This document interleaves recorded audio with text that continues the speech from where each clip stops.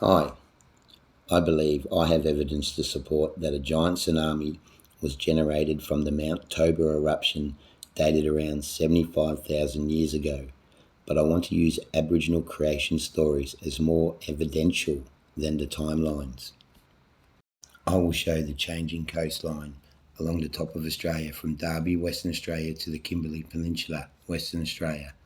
We will look at the islands that appear to be worn down to shards. Then zooming in closer, we notice a smooth appearance with swirling patterns, while others have the scratched surface from abrasive materials violently scraping over it. This is the Bundubba flood story, as told by Jimmy Bird. Long, long ago, there was a great flood. It originated from the fact of some children who found a winking owl in a tree and plucked out all its feathers. They forced a grass reed through its nose and treated the bird most shamefully. The bird flew without wings into the heavens and showed himself to Nogawungu, the great father.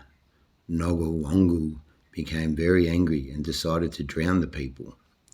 Later the people saw a small cloud rising which grew bigger and bigger till it spread all over the sky. The thunder began to roll and crash and the people were greatly afraid.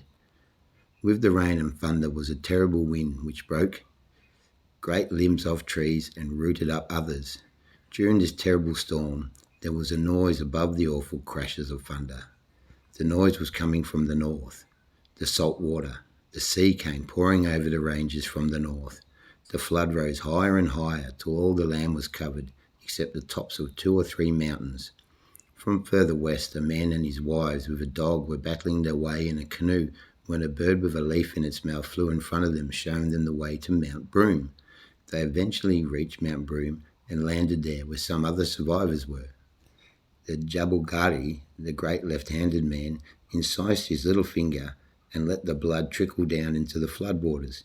The waters began to go down and eventually disappeared off the country. All other people were drowned.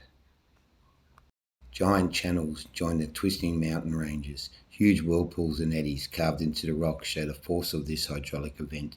Hills melt into the sediment and disappear under the sea. I believe this tsunami wiped away most of the old Gondwana landscape that was hanging on from the Paleocene epoch beginning 1,000,000 years ago. This may be when the majority of the megafauna and ancient flora was trapped under the flood mud, becoming the fossils we find today. The serpent was the deity for all of us when we were known as the children of Ma, and the rainbow serpent is an Australian deity still to this day.